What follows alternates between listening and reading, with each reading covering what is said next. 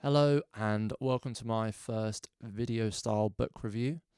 Today I'm going to be talking about Assassin's Apprentice, still in its wonderful library sleeve. As you can see, I desperately need to return this in the next 2 days, so I really need to get a move on with this review.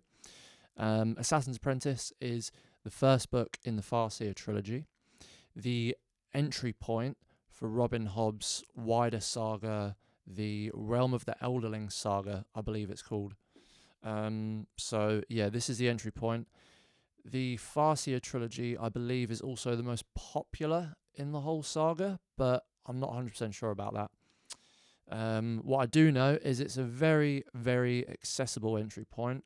It's quite a light fantasy with very approachable kind of world building and magic systems. The ensemble of characters isn't too wide. You're not sort of scrambling across pages trying to remember who's who. And most importantly, it's a really fun read. It's a really, really good read. It's well written. It's mature, but it's also quite light and cozy. So yeah, I'm going to dig into it a bit more today, talk about what I liked. But firstly, here's a brief summary. So we start the book with Fitz. It begins with him, a 6-year-old, being dragged to a castle. We learn that Fitz is a royal bastard. Fitz is then sort of thrown hand to hand. No one really wants to look after him. And then we go on a tale of exploring the world through Fitz's eyes. He's raised in the royal keep, and he soon starts as an apprentice to be the royal assassin. Hence the title Assassin's Apprentice. So yeah, that's the setup. It doesn't particularly go very far beyond that, but that's quite a good thing. Once we're settled in Buckkeep, which is the main sort of capital royal keep, the story pretty much stays there mostly for the rest of the book. And I quite liked that. I found it made it easier to get settled in the world. We can sort of meet the characters who are most important in this family, the Farseer family. As an entry point, it's definitely built to be accessible, and it achieves in that 100%. I didn't find at any point that I was sort of scrambling for information from earlier in the book or having to Google stuff to catch up. It was a very breezy kind of read. Saying that, it's also not... It doesn't spoon feed you. There's also a lot of nuance and more intricate plot lines and scenes. I think Hobbs strikes this really, really good balance of being both mature in the plot and the characters and the writing, but also allowing for this kind of cozier, lighter side. So it's this really balanced kind of reading experience, which I absolutely loved. I've been looking for that for quite a while now. In terms of style and scope, it's quite minimal, in line with that accessible feel. But I think the minimalist thing is going to stick throughout the rest of the series.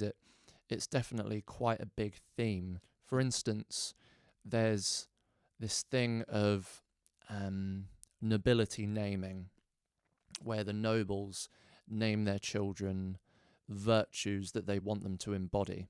Take the character Regal, for instance, obviously named to try and embody regal traits, kingly traits. But Regal is anything but. He's a nasty piece of work. Definitely the least likable character in the whole book by far. Well, perhaps with one exception. But for me, at least, Regal's the least likable character. He's slovenly. He's arrogant. He's this weird blend of kind of thick but also kind of smart at the same time. It's weird. But above all else, he is like disgustingly privileged, and he's so aware of that as well. And he uses that to his advantage without any compunction.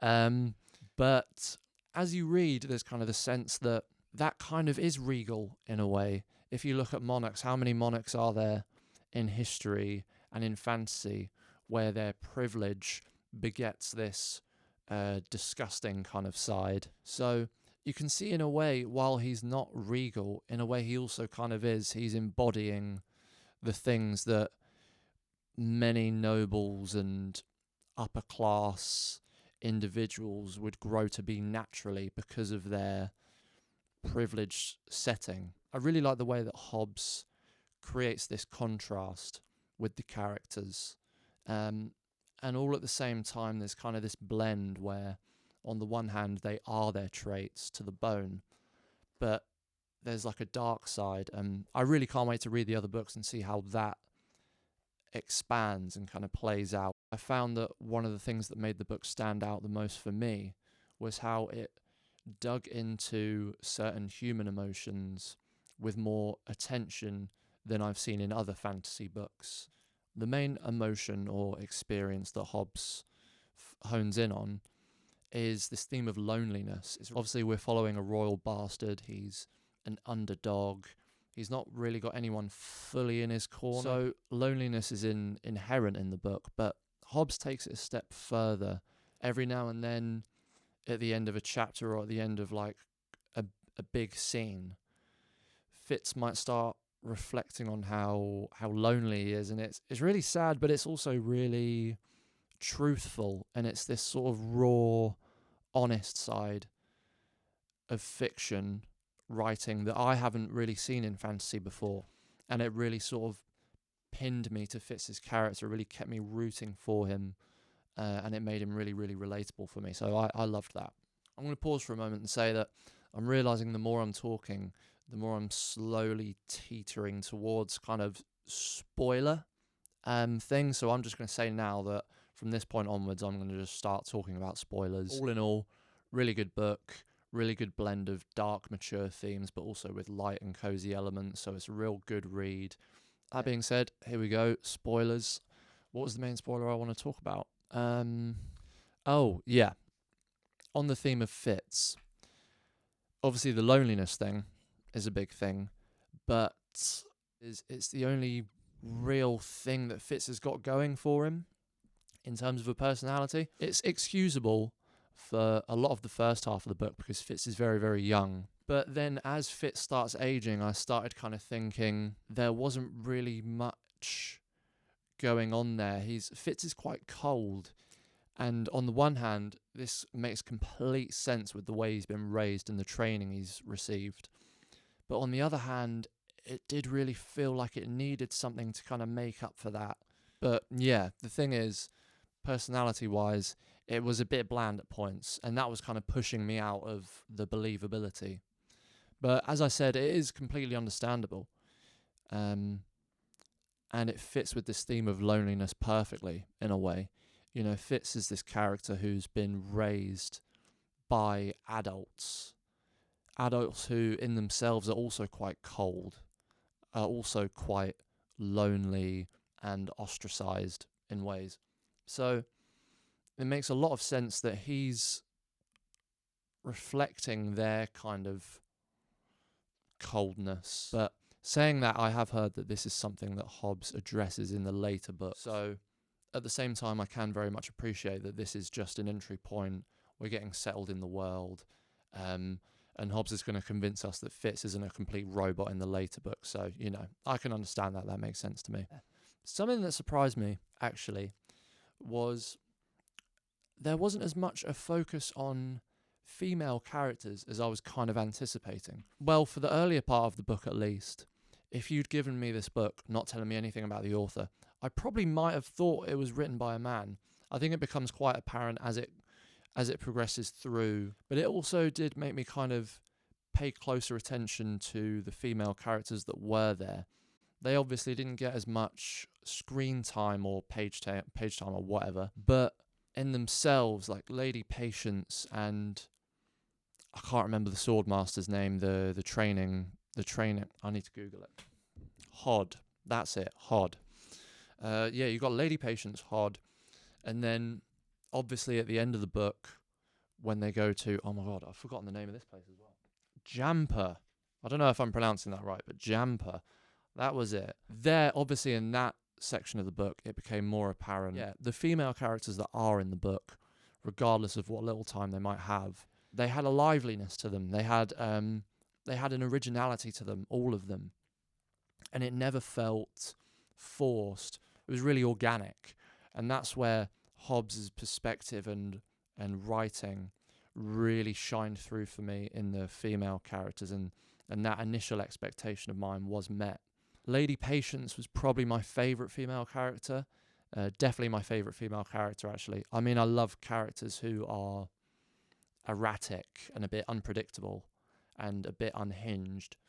And Lady Patience was that. She was just delightful every time she was on the page. But she also had this real warmth. You could really warm to her. Her grief really showed through without ever being overly obvious. And this kind of bond that she strikes up with Fitz was really heartwarming as well. And that's something I wanted to see built on more in the book. That was kind of a letdown for me, not seeing more Lady Patience or seeing her and Fitz's relationship kind of blossom a bit more.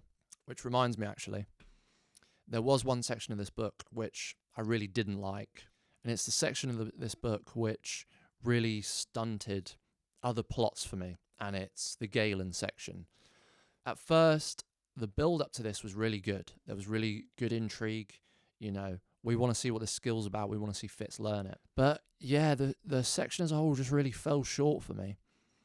It didn't really go anywhere. But what's more, it just kind of stunted all the other things in the book, which I was enjoying so much. When we do get back to them, there's not really like a sense of anything that's happened, or it all just felt a bit thin, really.